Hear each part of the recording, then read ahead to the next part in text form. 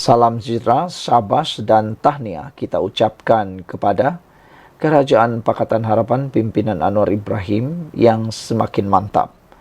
Hari ini disahkan PKR meletak calon bertanding di PRK Dewan Undangan Negeri Sungai Bakap yang meniti di bibir para penggiat politik, pengikut politik, penggemar politik satu nama, walaupun ada 5 nama yang disenarai pendekkan untuk calon pilihan raya PRK Sungai Bakap. Namun demikian, ada satu nama yang menjadi bualan, yaitu Nurul Izzah Ibrahim atau Anwar Ibrahim. Nurul Izzah ialah timbalan Presiden Parti PKR dan merupakan seorang pemimpin yang terbukti berkaliber, bahkan mempunyai ciri pemimpin masa depan yang luar biasa diperlukan oleh negara ini. Ada yang menggelar bahawa Nurul Izzah mungkin akan menjadi Perdana Menteri wanita pertama di Malaysia. Meskipun baru-baru ini Nurul Izzah telah kalah secara mengejut di Permatang Pau, namun demikian ada yang menganggap kekalahan Nurul Izzah bukan kerana kelemahan Nurul Izzah, tetapi semata-mata kerana gelombang Perikatan Nasional yang pada waktu itu tidak mengenal apapun erti perjuangan, hanya kerana gelombang semata-mata. Walau bagaimanapun, sehingga ke hari ini masih ramai mempersoalkan apakah keuntungan yang telah diperoleh oleh para pengundi di Permatang Pau selepas mereka menolak atau tidak mengundi Nurul Izzah. Adakah pemimpin pemenang yang mengalahkan Nurul Izzah itu jauh lebih baik daripada Nurul Izzah, atau sekadar menang dan tidak ada fungsi semata-mata? Itu sebabnya ramai yang menganggap Nurul Izzah paling sesuai untuk dicalonkan sebagai calon PKR di Sungai Bakap. Saya, kalau ditanya, saya setuju kalau Nurul Izzah diletakkan sebagai calon PKR di Sungai Bakap, memandangkan Nurul Izzah memang adalah satu pribadi pemimpin masa depan Malaysia yang amat dialu-alukan. Ada juga yang mencadangkan kalaulah Khairi Jamaluddin pun bertanding di sana, mungkinkah Khairi boleh menang? Wow, kita pun tertanya-tanyalah, mahukah Khairi Jamaluddin bertanding di Sungai Bakap? Dan siapakah pula yang akan diwakili oleh Khairi Jamaluddin? Takkanlah tiba-tiba Khairi Jamaluddin mewakili Parti Perikatan Nasional pula? Itu yang menjadi mungkin kontroversi besar kalau tiba-tiba Nurul Izzah melawan Khairi Jamaluddin. Pengerusi Pakatan Harapan Negeri Chow Kon Yew berkata, tiada parti lain dalam komponen kerajaan perpaduan menuntut bertanding di kerusi Dewan Undangan Negeri itu secara tradisi ditandingi PKR pada pilihan raya sebelum ini. Ketua Menteri itu juga berkata, barisan kepimpinan kerajaan perpaduan Pulau Pinang telah memutuskan dengan sebulat suara bahawa parti PKR akan menghantar calon atas semangat parti yang bertanding sebelum ini diberi keutamaan untuk bertanding semula. Jika jadi kita akan masuk pertandingan ini atas semangat kebersamaan yang kita sudah jalinkan pada pilihan raya umum PRU dan pilihan raya negeri PRN yang lalu, dan PKR sedia menyahut mandat memilih seorang calon bagi PRK Sungai Bakap, kata beliau. Dalam hal ini, parti lain tidak meminta untuk bertanding atas semangat kebersamaan. Malah sebelum kita buat keputusan, semua parti menyatakan sokongan kepada PKR untuk menghantar calon, dan ia keputusan straightforward tanpa ada seberang pertikaian, katanya. Saudara-saudara sekalian, untuk makluman dan sebagai rekod, kemenangan Parti PAS di kawasan Sungai Bakap hanyalah kemenangan yang kecil, yaitu hanya dengan majoriti 1.563 undi. Maka dengan itu bolehlah dikata kemenangan di Sungai Bakap hanya kerana gelombang PN yang berlaku baru-baru ini. Tapi adakah gelombang itu mampu timbul lagi? Kita tunggu dan lihat. Sila tinggalkan komen Anda, tekan butang subscribe. Terima kasih kerana menonton channel ini. Kita jumpa lagi. Salam sejahtera, terima kasih kerana bersama dengan saya di Nazilin Unity Channel. Satu lagi tamparan hebat diterima oleh Perikatan Nasional. Apabila ahli parlimen yang digugurkan daripada Parti Bersatu membuat kenyataan paling padu maut. Pukulan padu maut lah. Dengan kata yang lebih mudah, ala-ala kampung punya cara, ialah memberikan pukulan KO. Dengan kenyataan dan pengakuan ini, boleh kata inilah pukulan tinju KO yang membuatkan Bersatu mungkin hilang punca segala-galanya. Kata ahli-ahli parlimen Bersatu yang menyokong Anwar Ibrahim yang telah disahkan, digugurkan keahlian daripada Bersatu, mereka kata, kami tidak keluar Bersatu, hanya mahu peruntukan kerajaan. Itu saja. Mudah difahami. Anda di luar sana tidak perlu jadi terlalu bijak untuk mengerti maksud ini. 6 ahli parlimen yang disangka keluar parti atau meninggalkan parti ini sebenarnya tidak melakukan apa-apa kesalahan menurut mereka. Mereka tidak pun bertindak mau keluar parti, apalagi mau mengkhianati parti. Mereka hanya mahukan peruntukan kerajaan yang tidak diperoleh kerana tindakan pemimpin Perikatan Nasional itu sendiri yang dengan tanda petik seperti yang dikata oleh para penganalisis politik sebagai angkuh dan sombong. Pemimpin-pemimpin PN yang masih lagi angkuh, sombong, tak mahu berunding dengan baik-baik dengan kerajaan pimpinan Anwar Ibrahim untuk mendapatkan peruntukan itu. Dulu waktu Anwar Ibrahim, Pakatan Harapan menjadi pembangkang, mudah saja mereka buat MOU. Tidak susah. Hanya menandatangani MOU, pakatan, persetujuan bahawa tidak akan mengganggu kestabilan kerajaan, maka semua pembangkang mendapat peruntukan pada waktu itu. Perdana Menteri ialah Datuk Seri Ismail Sabri Yaakob. Sekarang ini Perikatan Nasional masih lagi main tarik tali. Seakan-akan mahu tidak mahu. Apa tujuannya? Mereka mungkin masih lagi terfikir mahu merampas kerajaan ini, menumbangkan kerajaan ini bukan melalui peti undi. Itu sebabnya ada sebab ahli parlimen ini mau peruntukan secara individu. Kerana nak tunggu daripada pimpinan Perikatan Nasional untuk menghilangkan ego sombong mereka untuk dapat peruntukan, itu mungkin ditunggu sampai kiamat. Jadi yang menjadi mangsa, yang menjadi kerugian ialah para pengundi di kawasan parlimen tersebut. Itulah mungkinnya sebabnya ahli-ahli parlimen Bersatu yang menyokong Anwar Ibrahim ini tidak lagi memikirkan risiko diri sendiri. Mereka memikirkan tentang para pengundi di tempat mereka, yaitu peruntukan kerajaan. Jadi, dengan pengakuan ini kami tidak keluar Bersatu, maka secara otomatiknya mereka sebenarnya tidak melanggar mana-mana akta anti lompat parti. Karena dalam akta anti lompat parti berlaku sedikit kelompangan, khususnya tentang sokongan. Mereka mungkin boleh menyokong, tapi tidak keluar parti, tidak melanggar peraturan parti.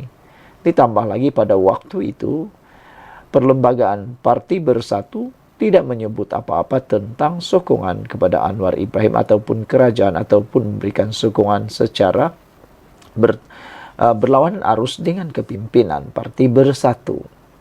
Jadi itu sebabnya mungkin ini akan menyebabkan pengakuan seperti ini yang mudah ini menyebabkan Speaker Dewan Rakyat tidak akan mengisytiharkan kekosongan kerusi tersebut kerana ada kelompangan dalam Undang-Undang Akta Anti Lompat Parti dan masalah perlembagaan parti bersatu sendiri sebelum dipindah baru-baru ini. Ahli Parlimen Gua Musang Azizi Abu Naim berkata, 7 wakil rakyat bersatu yang gagal menandatangani ikrar setiap parti sebelum tarikh akhir 31 Mei yang ditetapkan sedang menunggu jawapan kepada pertanyaan mereka mengenai kesahihan notis yang diberikan kepada mereka. Azizi yang juga ahli Dewan Undangan Negeri Adun Negeri berkata bahawa dia bercakap bagi pihak kumpulan itu dan menjelaskan notis itu, tetapi tidak meminta parti menjelaskan notis itu tetapi tidak menerima jawapan. Azizi berkata kumpulan itu telah meminta penjelasan mengenai komposisi jawatan kuasa khas yang meneliti respon mereka. Selain daripada itu, Adun Selat Klang juga telah mengisytiharkan sokongan kepada Menteri Besar Selangor. Dalam teks ringkas kepada Malaysia Kini, Suhaili berkata, saya tidak membalas surat mereka kerana saya tidak perlu membalas, kata beliau lagi. Selain daripada itu, mereka juga memaklumkan bahawa kami tidak pernah bertukar parti. Pada 19 Mei, dia berkata dia tidak akan menjawab kerana saya tidak keluar parti. Apa yang kami mahu ialah peruntukan daripada kerajaan untuk kawasan kami. Kami tidak pernah bertukar parti. Kami hanya menyokong kerajaan semasa. Bagaimana ini salah? Soalnya lagi. Sekian dulu untuk kali ini. Jangan lupa tinggalkan komen Anda, tekan butang subscribe. Kita jumpa lagi. Salam sejahtera. Terima kasih kerana bersama dengan saya di Nazilin Unity Channel.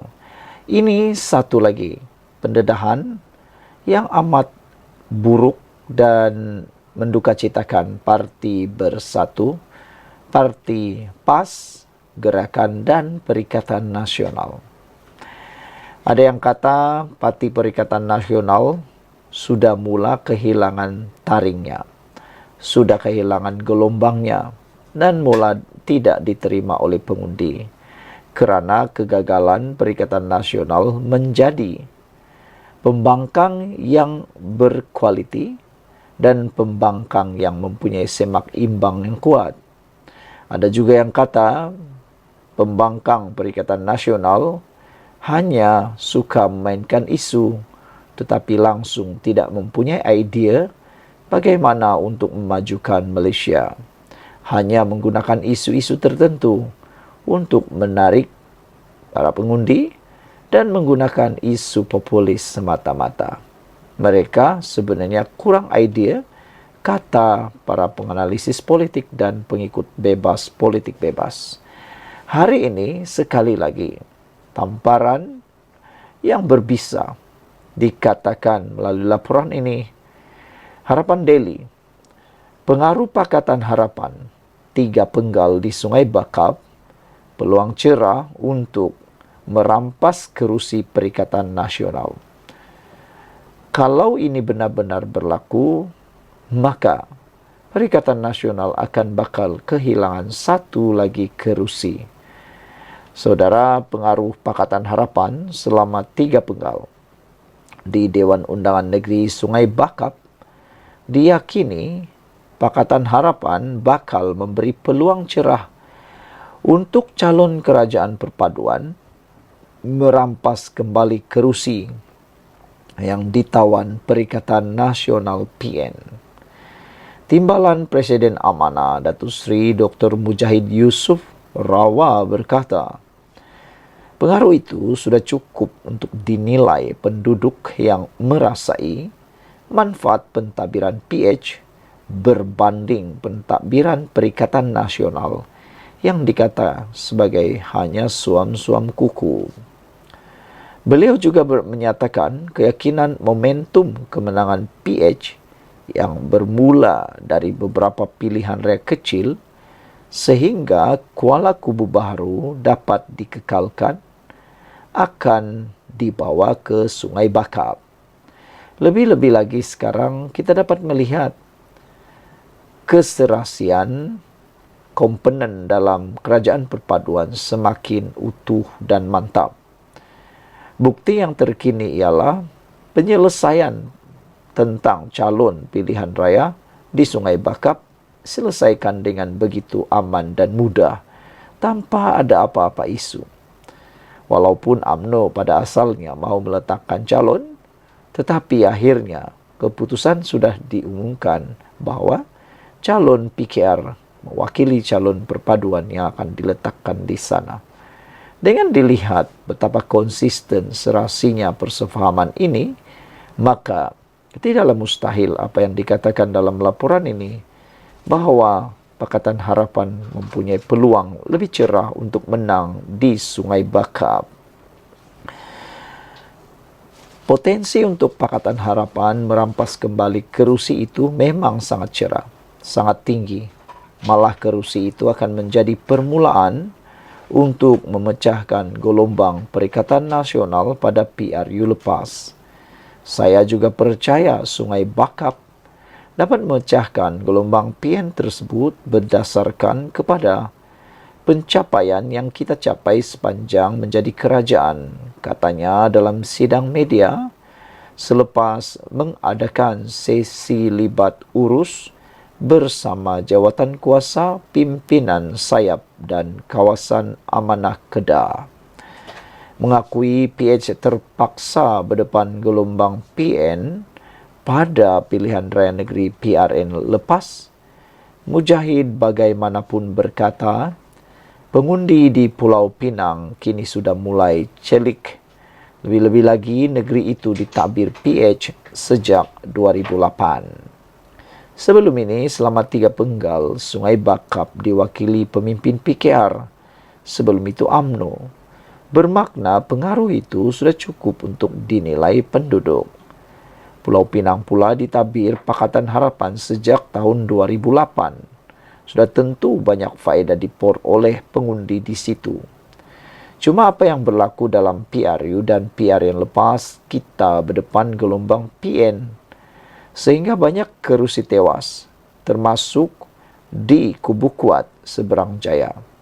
Bukan sahaja berlaku di utara, malah selatan juga alami gelombang yang sama, jelas beliau lagi. Sekian dulu untuk kali ini. Jangan lupa tinggalkan komen Anda, tekan butang subscribe. Bye-bye. Salam sejahtera, terima kasih karena bersama dengan saya di Nazilin Unity Channel. Akhirnya, Hanayo tampil bersuara. Terjawab akhirnya kenapa lama mendiamkan diri. Ramai juga penganalisis politik, pengikut politik di Malaysia yang mula mempersoalkan, meragui, dan menunggu jawapan Hanayo. Ramai yang cuba mengecam beliau kenapa seperti melarikan diri dan menyembunyikan diri. Rupa-rupanya, ini sebabnya kenapa Hanayo lama mendiamkan diri.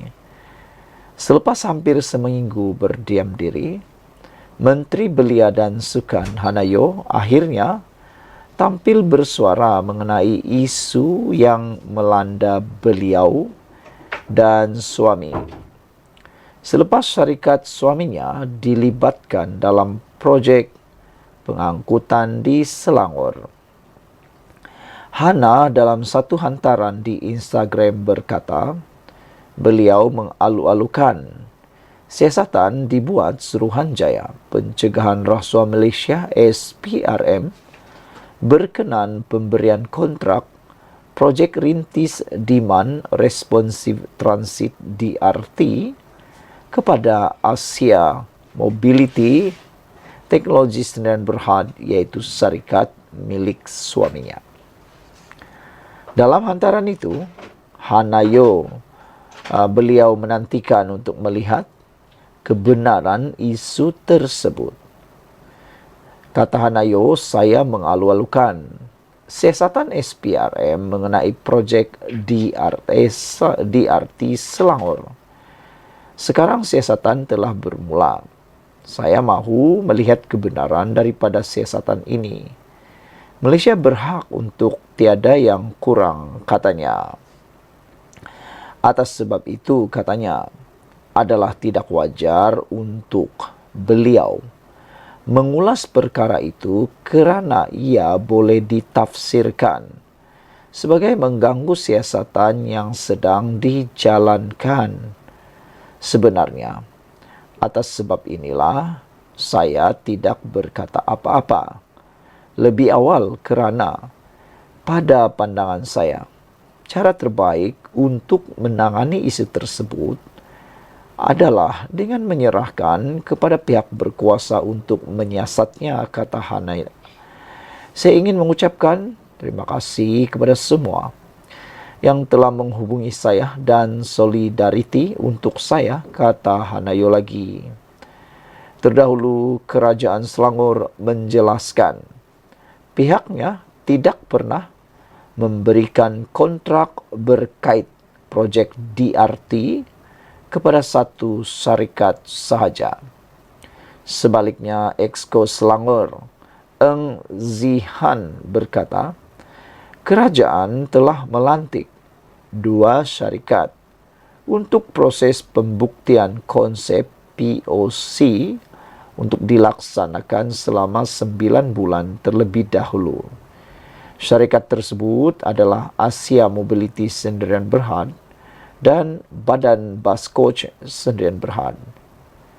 Jelas proses penglibatan kedua syarikat yang menyertai proof of concept dibuat secara proses request for proposal dan bukan rundingan terus seperti yang didakwa segelintir pihak. Sekian dulu untuk kali ini. Jangan lupa tinggalkan komen Anda. Sila tekan butang subscribe. Kita jumpa lagi. Bye-bye. Salam sejahtera. Ini pengumuman terkini daripada Anwar Ibrahim yang paling menggemparkan kita. Anwar Ibrahim kata, jadikan Malaysia negara madani berjiwa Islam. Perdana Menteri menyeru rakyat untuk bersama-sama menjadikan Malaysia sebuah negara madani yang berpaksikan kepada kekuatan, semangat dan berjiwa Islam.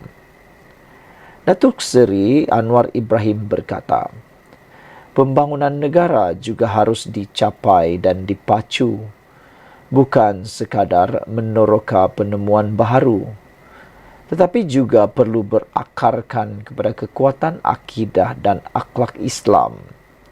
Dan sebagai tanggungjawab kita bersama, marilah hidupkan dengan menambah keikhlasan al-amal lillahi ta'ala. Dan dalam masa sama membawa roh ini dalam kehidupan seharian di negara kita, katanya di hadapan kira-kira 50,000 hadirin. Anwar berkata demikian dalam ucapan ringkas pada program Darul Asian berselawat bersempena dengan Festival Turut Islami FTI Selangor di perkerangan Stadium Shah Alam malam tadi. Turut hadir pada program FTI itu ialah Menteri Besar Selangor Datuk Seri Amiruddin Syari dan bekas Mufti Agung Mesir Profesor Dr. Ali Jumah. Dalam masa sama, Perdana Menteri berkata, rakyat dituntut untuk kembali menjiwai dan mengamalkan roh Islam dalam apa jua keadaan dan tempat. Anwar berkata, usaha itu harus terpancar daripada hati nurani yang ikhlas sama ada di rumah, sekolah, pejabat, atau ketika menjalankan tugas di kementerian atau selaku pegawai kerajaan. Selain itu, Perdana Menteri turut mengucapkan terima kasih kepada Amiruddin dan Kerajaan Selangor atas inisiatif menganjurkan program Darul Asian berselawat, sekaligus menyemarakkan tekad umat Islam untuk menghayati dan memuliakan Nabi Muhammad. Saudara-saudara sekalian, ini satu peringatan yang sangat baik, hebat daripada Anwar Ibrahim. Jadikan Malaysia negara madani berjiwa Islam, kata beliau. Dan yang lebih hebat dan lebih harus diingati ialah apabila Anwar Ibrahim mahu supaya rakyat kembali menjiwai dan mengamalkan roh Islam dalam apa jua keadaan dan tempat. Menariknya, Anwar berkata, usaha itu harus terpancar daripada hati nurani yang ikhlas, sama ada di rumah, sekolah, pejabat atau ketika menjalankan tugas di kementerian atau selaku pegawai kerajaan. Anwar juga turut mengingatkan supaya semua menyemarakkan tekad untuk menghayati dan memuliakan Nabi Muhammad. Sekian untuk kali ini. Jangan lupa tinggalkan komen Anda, tekan butang subscribe. Bye-bye. Salam sejahtera, terima kasih kerana bersama dengan saya di Nazilin Unity Channel. Nampaknya parti Bersatu kian tenat dan mungkin tiada harapan untuk mendapatkan semula 6 kerusi parlimen yang mau dikosongkan itu. Hari ini, seorang lagi pakar menyatakan bahawa sukar bagi Bersatu untuk mendapatkan pengisytiharan kekosongan kerusi. Pastinya ini satu tamparan yang sangat hebat, tamparan padu maut untuk Parti Bersatu. Jadi akhirnya Parti Bersatu terima tamparan padu maut. Parti Pribumi Bersatu Malaysia Bersatu dilihat sukar untuk menyatakan 6 kerusi parlimen dan 1 kerusi Dewan Undangan Negeri DUN adalah kosong selepas 6 ahli parlimen dan seorang adun digugurkan keahlian kerana gagal memberi jawapan berkaitan surat arahan bertulis Majlis Pimpinan Tertinggi MPT untuk menzahirkan ikrar taat setia kepada parti itu. Pensyarah Pusat Perdana Fakulti Teknologi dan Informatik Razak Universiti Teknologi Malaysia UTM, Profesor Madya Dr. Mazlan Ali berkata, ini kerana isu 6 ahli parlimen dan seorang adun itu membabitkan aspek perundangan dan teknikal yang tidak jelas. Saya fikir ia berkait dengan undang-undang sebab tidak jelas sekarang ini. Adakah ahli parlimen dan seorang adun itu gugur? Pertama, perkara 49 dalam kurungan E, Akta Anti Lompat Parti itu ada kelompangan dan tidak begitu jelas. Adakah otomatik dia boleh gugur keahliannya? Ini kerana pindaan yang dibuat oleh Bersatu itu agak lewat. Ada isu retrospektif di situ. Retrospektif ini ada kaitan dengan perlembagaan, di mana perlembagaan menetapkan sesuatu yang dikuatkuasakan pada masa itu tidak terpakai kepada backdated atau ketinggalan. Mereka, 6 ahli parlimen dan seorang adun ini, keluar sebelum perlembagaan Bersatu dipindah, katanya kepada Harian Metro hari ini. Mazlan turut mempersoalkan adakah perkara yang dilakukan Bersatu kepada 6 ahli parlimen dan seorang adun itu terpakai kerana pindaan perlembagaan parti itu dibuat selepas mereka menyatakan sokongan kepada Perdana Menteri Datuk Seri Anwar Ibrahim. Kedua, katanya, pengisytiharan kekosongan kerusi di parlimen adalah merupakan kuasa speaker. Adakah speaker akan mengisytiharkan kerusi itu kosong? Itu satu isu juga. Ini kerana speaker daripada legislatif, katanya. Mazlan berkata, sekiranya Bersatu mahu membawa isu 6 ahli parlimen dan seorang adun itu ke mahkamah, bagi membolehkan kekosongan kerusi dilakukan, ia akan membawa kepada masa perbicaraan yang lama.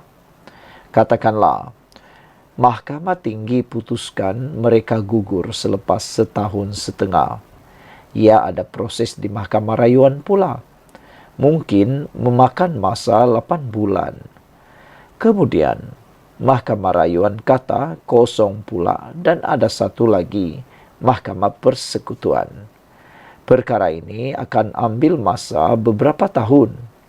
Selepas 3 tahun usia parlimen, kalau betul gugur, dia tidak boleh ada pilihan raya. Bersatu tak akan dapat kerusi itu. Dan kerajaan persekutuan mungkin akan melantik 6 ahli parlimen itu menjadi penyelaras di kawasan itu. Di situ katanya.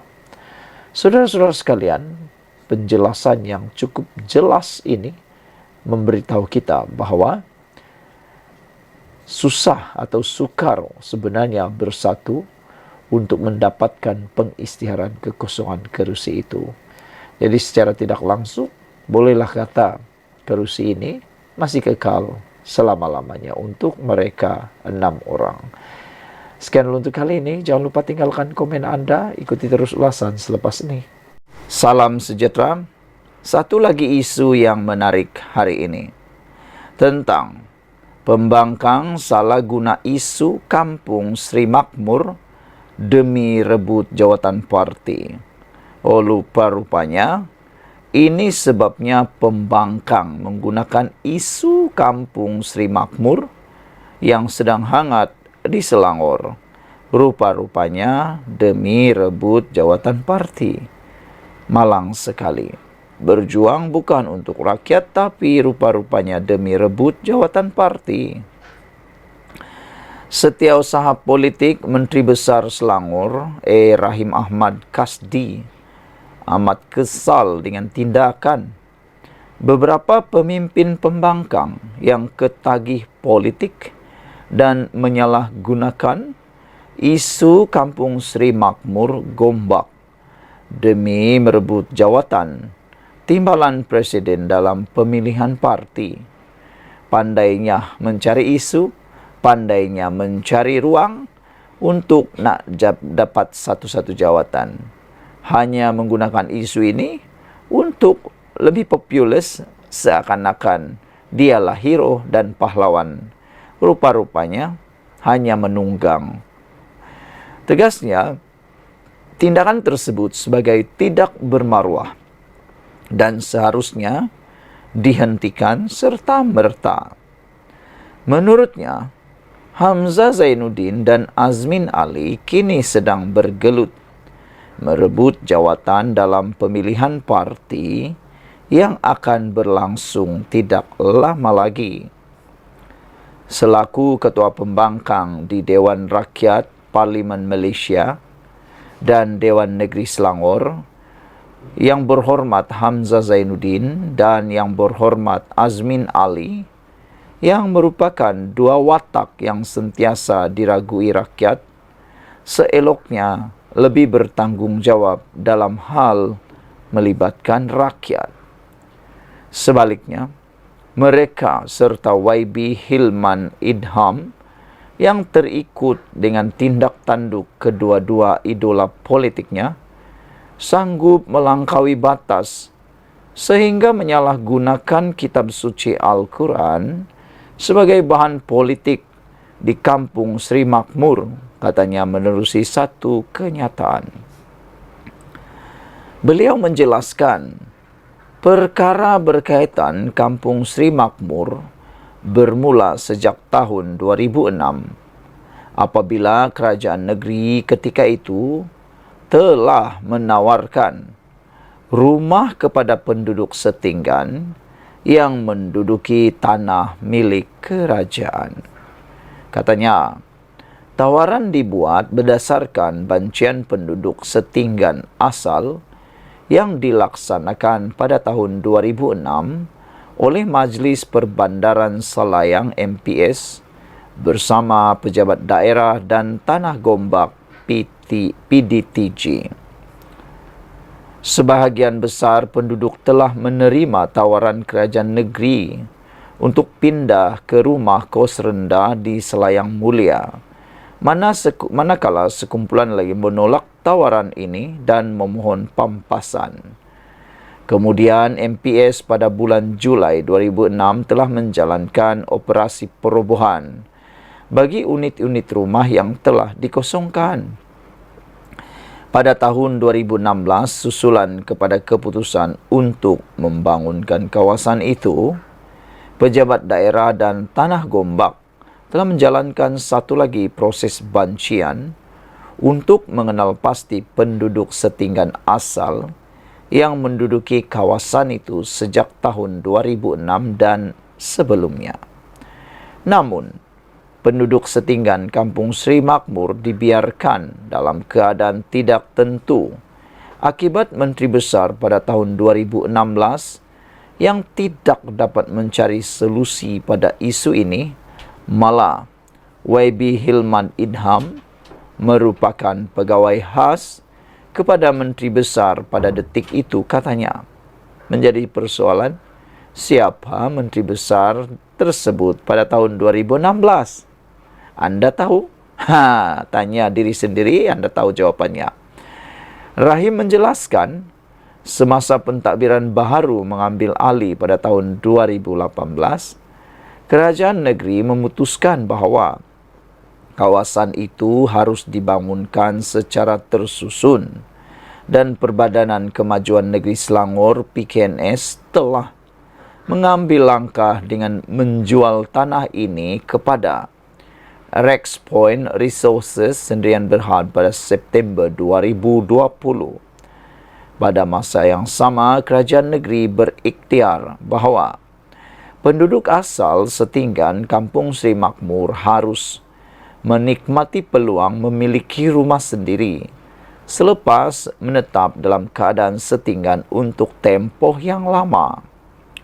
Oleh yang demikian, Yang Amat Berhormat Datuk Menteri Besar telah mengarahkan supaya Majlis Perbandaran Selayang, pejabat daerah dan Tanah Gombak serta PKNS menyemak semula senarai bancian tahun 2006 dan 2016 dan mengesahkan senarai ini supaya dapat mengenal pasti penduduk setinggan asal Kampung Sri Makmur agar dapat mengelakkan mana-mana pihak mengambil kesempatan ke atas proses ini. Ini yang menjadi asas yang membolehkan kerajaan negeri untuk menawarkan pembelian rumah Selangorku Sri Temenggung berkeluasan 750 kaki persegi dengan subsidi sebanyak RM65,000 setiap keluarga serta bayaran untuk pemindahan rumah sebanyak RM1,000 oleh pihak pemaju kepada 21 setinggan asal yang tersenarai dalam proses bancian tahun 2006 dan 2016 serta disahkan oleh pejabat daerah dan Tanah Gombak, ujarnya. Seterusnya, Lembaga Perumahan dan Hartanah Selangor LPHS telah mengeluarkan surat tawaran rumah Selangorku pada 21 Mei 2024 dan tawaran ini diedarkan oleh pihak pemaju kepada 21 setinggan asal yang disahkan. Rahim menambah bahawa syarat dan kriteria yang ditetapkan oleh pejabat daerah dan Tanah Gombak adalah keluarga setinggan yang dapat mengemukakan sebarang bukti dokumen bahawa mereka telah menetap di Kampung Sri Makmur sejak sebelum tahun 2006 dan terlibat dalam kedua-dua proses bancian tahun 2006 dan 2016. Malangnya, terdapat juga mereka yang telah meninggalkan kawasan itu tetapi kini menuntut supaya diberikan pampasan yang sama seperti mereka yang merupakan penduduk setinggan asal Kampung Sri Makmur. Selaku setiausaha politik, saya diarahkan oleh Yang Amat Berhormat Datuk Menteri Besar supaya bahawa sepanjang proses ini berjalan, kita harus membela penduduk setinggan asal Kampung Sri Makmur Meskipun kita mengakui bahawa memindah dari perkampungan asal ke perumahan baharu bukannya suatu proses yang mudah. Waima demikian, penyelesaian yang dicapai adalah bukti kerajaan negeri melaksanakan proses ini dengan amat cermat supaya sekurang-kurangnya penduduk setinggan asal kampung Sri Makmur akan mempunyai hak kepada rumah yang dimiliki sendiri dengan harga subsidi yang tidak diperoleh komuniti lain, katanya. Dalam masa sama, Rahim turut menafikan dakwaan bahawa puluhan naskah-naskah kitab suci Al-Quran dimusnahkan dalam proses pengosongan kampung Sri Makmur merupakan satu fitnah keji terhadap penjawat awam dan pegawai keselamatan oleh orang yang tidak bertanggung jawab. Saya amat kesal dengan tindakan beberapa pemimpin yang ketagih politik dan menyalahgunakan isu ini semata-mata sebagai gelanggang kempen yang ingin merebut jawatan timbalan presiden dalam pemilihan parti yang akhirnya tidak akan membawa manfaat kepada rakyat tambahnya lagi. Sekian dulu untuk kali ini. Jangan lupa tinggalkan komen Anda, tekan butang subscribe. Kita jumpa lagi. Bye-bye.